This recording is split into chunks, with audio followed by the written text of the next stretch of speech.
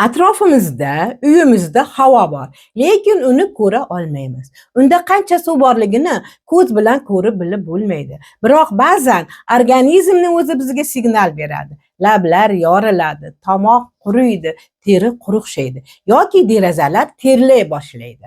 Bu belgilarning ortida ko'rinmas omil, havo namligi turadi. Internetda shunday maslahatlarga ko'zingiz tushganmi?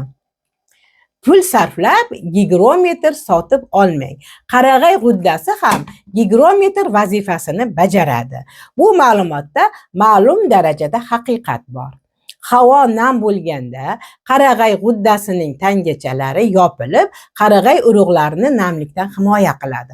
Havo quriganda esa tangachalar ochiladi. Mana bu g'udda bir necha kun hammomda turgan. Shuning uchun tangachalari yopiqroq. Bu esa xonada turgani, havo nisbatan quruqroq bo'lgani uchun ochiqroq. Demak, qarag'ay g'uddasi haqiqatdan ham havoning nam yoki quruqligini taxminan ko'rsatishi mumkin. Lekin uning muhim kamchiligi bor. U 35% namlik bilan 55% namlikni ajratib bera olmaydi. Ya'ni u taxminiy tasavvur beradi. Agar xonadagi havo namligini aniq bilishni istasangiz, baribir gigrometr kerak bo'ladi. Chunki gigrometr havo namligini foizlarda aniq o'lchab beradi. Sizning uyingizda havo namligi hozir necha foiz ekanligini bilasizmi? Mani uyimdagi ko'rsatkich. Gigrometr o'zi nimani ko'rsatadi? Ko'pchilik namlik deganda havodagi suv miqdorini o'ylaydi. Lekin gigrometr suvni grammda emas, nisbiy namlikni foizda ko'rsatadi. Nisbiy namlik bu havoning shu haroratda ushlab tura oladigan maksimal suv bug'i miqdoriga nisbatan qanchalik to'lganini bildiradi. Masalan, sovuq havo kam suv bug'ini ushlaydi, issiq havo esa ko'proq ushlaydi. Sizlarga hozir boshimdan o'tgan bir voqeani aytib bermoqchiman. Qish kunlarining biri edi. Xonamda havo harorati 20 gradus, gigrometr esa 35% namlikni ko'rsatardi. Tashqariga qarasam 0 gradus, havo nisbiy namlik esa 90%. Shunda men shunday o'yladim. Tashqarida namlik 90% ekan. Demak, oynani ochsam, xonam ham namlanadi. Nisbiy namlik 40-45 gradusga ko'tariladi.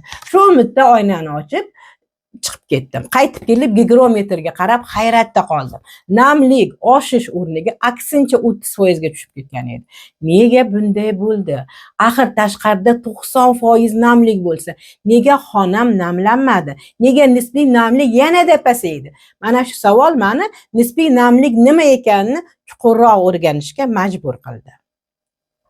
O'qib o'rganib shuni tushundimki, 90% degani havoda juda ko'p suv bor degani emas ekan. Bu faqat shu haroratda havo ushlab tura oladigan suv miqdorining 90% ga to'lganini bildirar ekan. Ko'z oldimga keltirdim.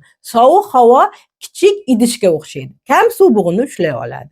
Iliq havo esa kattaroq idishga o'xshaydi. U ko'proq suv bug'ini qabul qila oladi. Shuning uchun tashqaridagi sovuq nam havoni kiritib isitsak, uning tarkibidagi suv miqdori deyarli o'zgarmaydi. Lekin havoning suv bug'ini ushlab turish qobiliyati keskin ortib ketadi. Natijada havo avvalgidek nam tuyulmaydi va nisbiy namlik pasayib ketadi.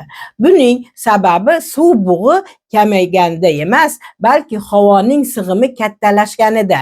Keling nisbiy namlikni tajriba orqali tushunishga harakat qilamiz. Avvalo bir narsani bilib olaylik. 0 gradusda 1 metr kub havoning eng ko'pi bilan taxminan 4-9 gram suv bug'ini ushlab tura oladi. Agar suv bug'i bundan ko'payib ketsa, ortiqchasi tuman, shudring yoki kondensatga aylanadi. Tushunish oson bo'lishi uchun hajmi 60 metr kub bo'lgan xonani misol qilamiz. Tajribani boshlaymiz. Stol ustida 300 ml, 1 litr va 3 litrli bankalar mana turibdi.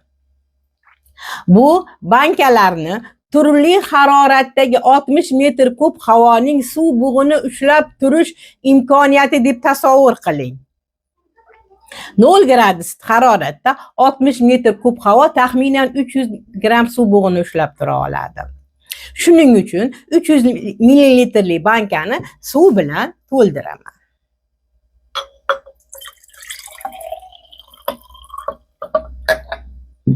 Bu 100% nisbiy namlik degani. Endi havoni 20 gradusgacha isitamiz.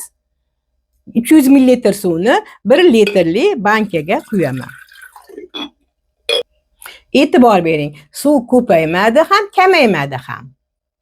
Lekin idish kattalashgani uchun suv sathi ancha past ko'rinyapti. Xuddi shu kabi 300 gram suv bug'i 20 gradusdagi 60 metr havoning maksimal sig'imining taxminan 30% ni tashkil qiladi. Demak, gigrometr 30% namlikni ko'rsatadi. Endi havoni 40 gradusgacha isitamiz. 1 litrli bankadagi shu suvni 3 litrli bankaga quyaman.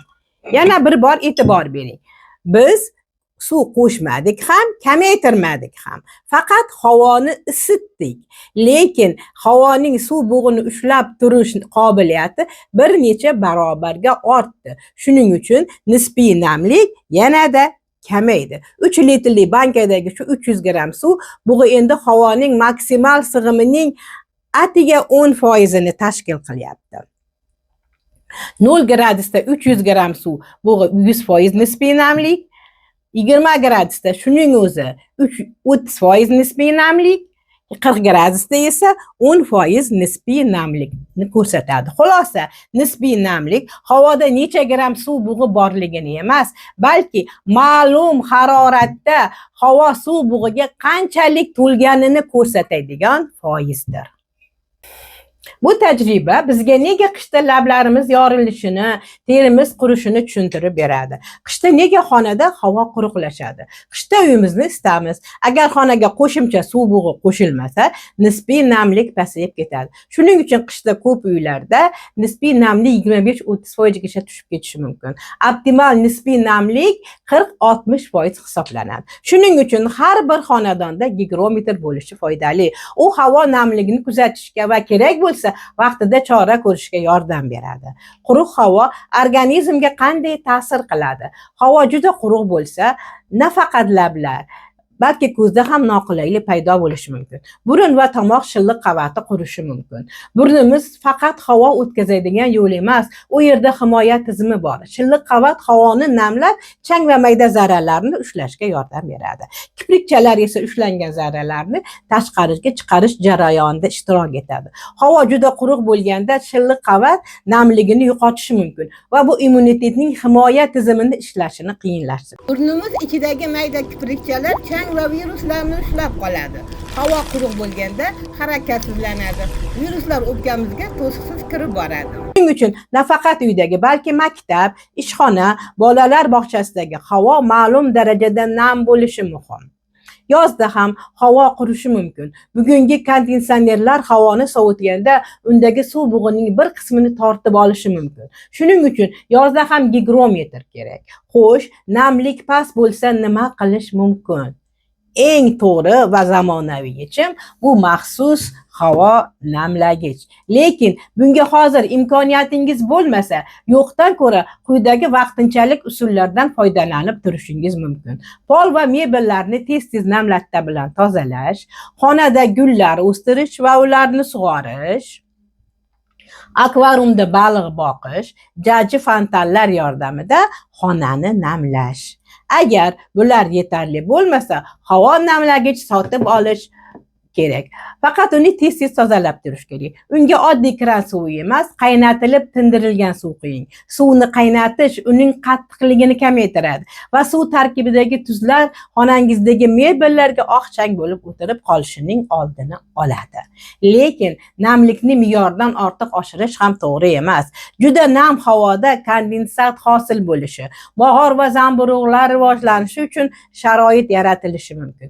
Ko'pchilik uchun xonadagi qulay nisbiy namlik, yana aytaman, 40-60%. Yangi qurilgan uylarda ham namlik bilan bog'liq muammolar bo'lishi mumkin. Sababi beton, g'isht, pol qoplamalari va boshqa qurilish materiallari tarkibida ancha miqdorda namlik saqlanadi. Bu namlik birinchi oylar, ba'zan esa bir necha yillar davomida asta-sekin havoga chiqishi mumkin. Shuning uchun yangi uylarda ventilyatsiya va havo namligini muntazam nazorat qilish muhim. Ortiqcha namlik derazalarda kondensat hosil bo'lishiga, mog'or paydo bo'lishiga, noxush hidlar kelib chiqishiga sabab bo'lishi mumkin. Shuning uchun yangi uyga ko'chib o'tganda faqat haroratni emas, balki havoning nisbiy namligini ham kuzatib borish foydali. Xulosa, biz havoni ko'ra olmaymiz, lekin uni o'lchay olamiz. Haroratni termometr ko'rsatadi, namlikni esa gigrometr ko'rsatadi.